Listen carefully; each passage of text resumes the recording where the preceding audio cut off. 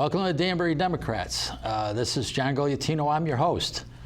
We're going to be talking about the Board of Education this evening, and with me is Joe Britton, who is an existing Board of Education member, and he's running for re-election this fall, so we're going to be going over his background and what's going on with the Board of Ed and his election plans. So welcome to the show. Thank you for having me, John. You're welcome. Okay. First of all, like any guest that ever comes on any show that I do, tell us a little bit about yourself, how long your family's been in Danbury, and your educational background, and whatever you want to really tell us. Sure. So Yes. for me, I'm born and raised here in Danbury, Danbury Hospital, and I went all the way through Danbury Public Schools, from Shelter Rock Elementary School to Rogers Park, and all the way through Danbury High School. And you know, after that, I went to the College of Mount St. Vincent in New York to get my bachelor's degree. Okay. And I did that in sociology, and I came back and kind of have always been in Danbury, and Danbury's always been in my heart. And you know, for my family, kind of the same thing. Always have been here. My mom always grew up around the Danbury area, you know, in Bethel. My dad, same thing, was from Bethel. He's a Bethel family. And you know, my grandparents, who were immigrants here from Italy, they came over post-World War II. My grandfather came in a plane. My grandmother came in the old-fashioned boat over the Atlantic. Okay. And you know, they came here and they kind of moved around a bit, from starting in New York and then to Rhode Island a bit, and then kind of settled in Chimney Heights and Bethel. And they were a big part of Danbury, and you know, service was very deep-rooted in my family. My grandparents, Joe and Maria Zagotis, as they were known, owned and operated Angelo's Pizza down on South Street. Oh, okay. Which, you know, for a lot of people... I've eaten them a number of times, but I know they're not there anymore, but yeah. They retired. I think they sold it about 10 or so years ago. Yeah. I was just a kid, but you know, I have like those little memories of running around the pizza shop while my grandfather's making the pizzas, and you know, they just... That was definitely a Danbury location. It was. It was. You know, it was, and they loved what they did. Right. You know, there were nights where, you know, they would stay open like an hour later, so some people that were getting off late would, you know, they would still have the food for them, and it was just, they really liked what they did, and they loved serving this community. And you know, well, if you work like they do, then you're doing a heck of a job for us. Absolutely, the work ethic for those two. Yeah, they're always working hard. Grandfather, you know, he recently passed away. He's no longer with us. Right. But my grandmother, 86, and she's still going. You know, still in the garden, still with the chickens at her house, and the energy she has is incredible. And same with my my mother. She was a PTO president, or she was a PTO officer, treasurer, president. She was one of them. And while I was in elementary school, while both of my siblings were in elementary school at Shelter Rock, and you know, she really liked what she did. She liked getting involved, and really stressed the importance of serving to me. And that kind of, you know, paved the path for me to want to get involved and continue to serve Danbury like they did.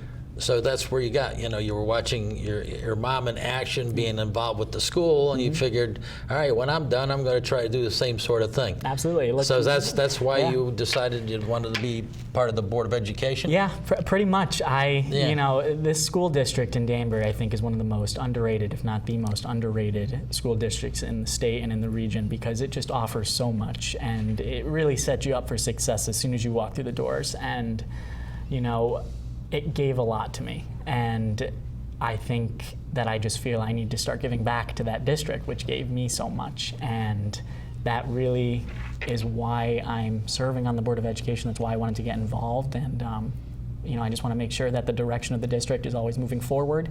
We're not, you know, stuck in lockstep in the same position, you know, and I just want to keep the district going and getting better, because we have all the tools, everything is in place, the pieces are there, but there's just, you know, there's kind of a little bit of a wall that we got to burst through. Can you tell us a little bit about the composition of the board? There are a lot of people talk about education, and they may mention the Board of Education, but they don't really know it as well as they do other governing entities in the city, so like the city council. So tell us how many members are there, and how does it work? Yeah, so there's 11 members, and they're elected officials. They're elected citywide. They're at-large seats. And normally the breakdown is it's almost 50-50 as far as Democrats and Republicans go, with usually one seat that tips the scale, the balance of power one way or the other. As it sits right now, it's 6 Republicans and 5 Democrats. And the meetings are, usually for the most part, they're the second. Nonpartisan, right? Yeah, and it's for the most part, right? Yeah, in theory, it's nonpartisan, and because you're at the end of the day, what your goal is educating the education, kids. And it's all for the kids. Right. It's not. Politics should stay out of it, and I brought this up in my interview when I wanted to get onto the board. I said, right. If I had it my way, the Board of Education wouldn't have political parties. It would be 11. Yeah. Well, generally speaking, there isn't, but the way the funds come in puts that pressure there. Lately, it definitely has. There's been a lot more politicking than what I've heard and what I've seen in the past, and that's kind of been unfortunate. But at the end of the day, everybody still has that. That want to help the kids. Let's go over first the composition. Sure. Now there's subcommittees to these 11. Could you tell us a little bit about the subcommittees? So just like on the city council, you have your finance committees and whatnot, and on the board it's a very similar system. You have your sites and facilities, which I'm a member of. You have your finance committee, community outreach. We have so many of them, I'm blanking on them. You have policy committees, and you have administrative interviews, which I'm also is the other committee that I'm a member of. And that is kind of where a lot of the, more or less, the work gets done. That's where you have those larger conversations about specific issues, like in sites and facilities. A big thing that comes up often is obviously the overcrowding. And when you're at your regular board meetings on the second and the last Wednesdays, of the month. When does it meet again? Second Wednesday and the fourth Wednesday. And the fourth Wednesday. Yeah. Okay. Is there any particular reason for that? Wednesday and the time, or is that because of the members? It's convenient for the mayor. I think it's kind of set up with like the city council meetings and the other board meetings, so people can attend as many as possible. Well, city council's on Tuesday It's on nights. Tuesdays, right? Yeah. So those are on Tuesdays. You have. We meet on Wednesdays. But it might be that the education committee might be on a Thursday, so they're a day ahead of the education committee. And we try to schedule the committee meetings that they're all on the same day as the regular meetings. So. Say we have a regular meeting scheduled for 7 o'clock, and Sites and Facilities wants to meet. They'll schedule that meeting at like 5 o'clock, just so everybody's there. It's convenient for the board members. It's convenient for the public, so they're in one place. They're not, changing their schedule around, so they're going to 6 different meetings in 4 days. Right. So. And that's how often a month. Are the main meetings? They're twice a month? Yeah, they're twice, but... and then you got the subcommittees, okay. Yep. Yeah, you were just saying that. What is the responsibility of the board? You go in and tell the principals what to do specifically, or no. do you have your board chair and he goes and writes memos of saying, we know there's a little more too much fighting in this school or that school, and we want that stopped, or exactly what is the main responsibility? So for the Board of Education, the members aren't, dictating or instructing, individual teachers, what their lesson plans are going to be for the week or something like that. That might be common thinking out there. And I've had people ask me, so you're the boss of the teachers now? I'm just, no. The Board of Education is, there's 11 of us, and what we do is just provide the outline of the vision we want the district, like we have for the district, and it kind of there's sort of like state rules. Yeah, and this is the parameter you got to operate in, and then you have your variation from that. In our bylaws, they even describe the powers and duties of the Board of Education as it's a board that's elected to follow and see that the state statutes, the state laws regarding education are followed, and that's kind of where the board comes in. So it's kind of the way I described it. I'm going back to when I was interviewed to go onto the board. I described the Board of Ed as sort of a coloring book, and what the board does is create the outline and the picture of what they want the picture to look like, and then that we hire the administrators, and the staff will then be hired by the administrators to kind of fill in the outlines and kind of complete the product that the board kind of outlined and envisioned that they want the district to look like. Yeah, and in other words, you want so many people to graduate, Right. which one board might think in one location we want 95% graduation, where another place that's not acceptable is 98% of people going there to graduate. And, you know. Yeah, you're setting your goals for the superintendent and for the district, and then because you're hiring that superintendent, you are in charge of overseeing that. The superintendent, the administration are following through with those goals, and if they're meeting those goals that you're setting for them. Okay. Now, where is the Board of Education? So, contrary to popular belief, the Board of Education has its own building, and it's not in City Hall like the rest of the government, offices and agencies here in Danbury. Standalone building on Beaver Brook. I don't have the exact address off the top of my head, but we that is the central building. Yeah, that is the HQ for Danbury Public Schools. Is that building right there? And that keeps sort of you have your distance because you are a state regulated agency, even though your funding source is the local government. And we need the space too, to be honest. It's a big district, so it needs that building. So you got a lot of the city agencies and stuff that they can fit in. They have 3 people here and 5 people there. They can fit into one building, but you got a number of activities that go over several buildings. All right. And so, how do people speak? We had a conversation before we started that many people think that they need to talk to their council people, city council people, to get something done because they don't know that the board has a public, the public can go to a board meeting and speak. There's a public section where they can speak, right? Yeah, so at the beginning of every regular board meeting, there's always 3 or 4 minutes that are yielded to anybody that wants to speak. So when you walk into the conference room, or the boardroom rather, at Beaver Brook, there's a sign-up sheet. You can just sign your name and if you want to speak. And the chair usually even gives the opportunity that after, for people that are arriving late or weren't there before we took the sign-up sheet away. Now, you have to be a Danbury resident, obviously. You do, yep. Yeah. So I think those are actually the same rules that the city council has regarding public speaking too. Yeah, you can't be from Bethel, even though maybe you were from Bethel years ago, but you're living in Danbury now. Okay. Correct. Yeah. Okay. And what is the website and your email? So if people have further questions to follow up with you, they can follow up with you.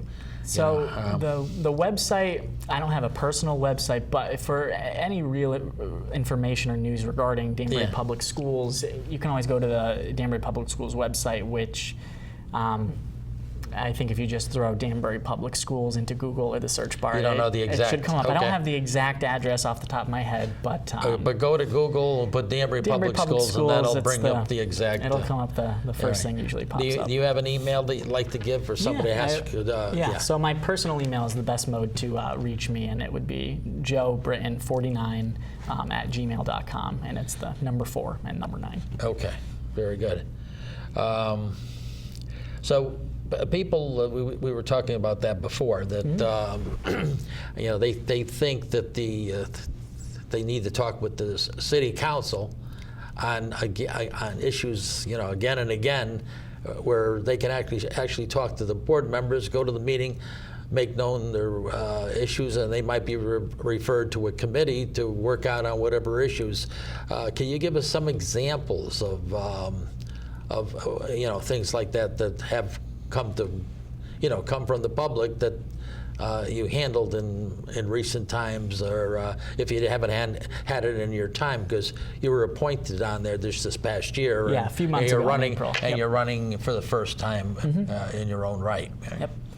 All right. So I guess, in terms of speaking, I definitely recommend if you have any education-related concerns or any issues that you come make them known at the board meetings or reach out to any Board of Education member, because that's our job. It's a public office. We're elected by the public. We work for the public. So that's how I look at it, is that if we're working for the public, then we should be projecting the voice of our constituents. So if somebody's coming up to me and telling me they have a problem with something, it's my job to relay that information. And personally, I've always made it, priority number 1, that if somebody is coming to me with a complaint, that I make sure that that note, that concern lands on the right desk, whether it's on the desk of the chair, whether it's forwarding to somebody in, the like Parks and Rec department, or in another Danbury, government office, even up to the mayor's office or city council.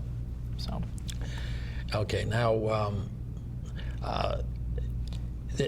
who does the Board of Education talk to the most? I mean, there's people there, because as you said before, or as we both said, the Board of Education tends to not be political. Right. But sometimes when it gets to funding, then there's a political, oh, we can't do that because the taxes might go up, but then you really have your needs, and you're pointing out if you have certain needs, you need to, spend X number of dollars, and these are pressing needs, and it becomes political because one side doesn't want to do it, and the other side thinks, why not? You do have a fund balance. There, some additional monies can be taken. Right. Now the question is how much, but sometimes one side doesn't want to do anything, saying it's, oh my God, we're going to break the bank or something. Absolutely. So do you feel that the people dealing with the Board of Education and then going to the council, if they want some action, that might be best as opposed to the mayor who proposes the budget in the first place, and that may not give you what you want? Yep. So if we can't fix the problem, or if it's something that is funding related, obviously we would do whatever we can to make sure we can get that in the most efficient manner to the desk, like I said, that it needs to get on. Right. But at the end of the day, with funding and with the budget, it's not like when our budget gets approved, they're handing us a check for that however amount of money that we got approved for, and then it just sits in a bank account for the district for them to use at their leisure. Any big expense, everything is just going through the city hall. And going back to the politicizing and the politicking that goes on, really there's 2 times during the year which I've seen where the Board of Education goes from being 100% about the kids to kind of being a little bit about parties, is when there's the election of the Board of Ed leadership, chair, vice chair, and secretary, and then when the budget comes up with City Hall. Normally when I came onto the Board of Education budget was already approved by the board. So I wasn't involved in the process of the actual making of this year's budget, but I did get on when it was still getting the mayor's or the city council's approval, and that when that. So you saw that started. part. So I got to see that part happen. But well, I was on the education committee. If you want to talk about that, usually there's a proposed budget from the mayor, and then the Board of Education comes and they present. Through, I can't remember who used to, I think it was the vice chair. They would come and propose, we need $500,000 more than last year for the following reasons. And then you go over it back and forth, and you have a few committee people over here of the council, and you got a few people from the board. Does it sound correct? Yeah, because and then you go through that process, and then it goes back, and that's when you get into the politics, because now you're going to have a vote of the council, and you have to try to convince the council members in between the vote, because the mayor has proposed that you're going to get $500,000 less, or whatever the number is. So that was.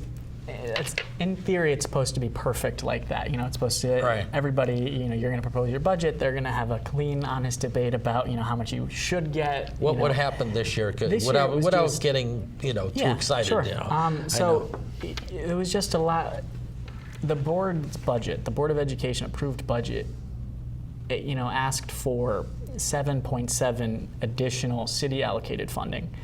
We ended up getting 2.2, right? 7.5%. It was like $1 million. It wasn't a percent. There was a $7.7 million increase. Yeah. And we only got 2.2 from City Hall. And that 7.7 wasn't like free, like extra money that we were going to use to kind of go above and beyond, what we are doing in the district. That money was just keep us status quo. Status quo. That money, there was no additional improvements or anything. All that money. Were there raises given out, or just the costs have gone up? There are contractual raises that are baked into the budget usually every year.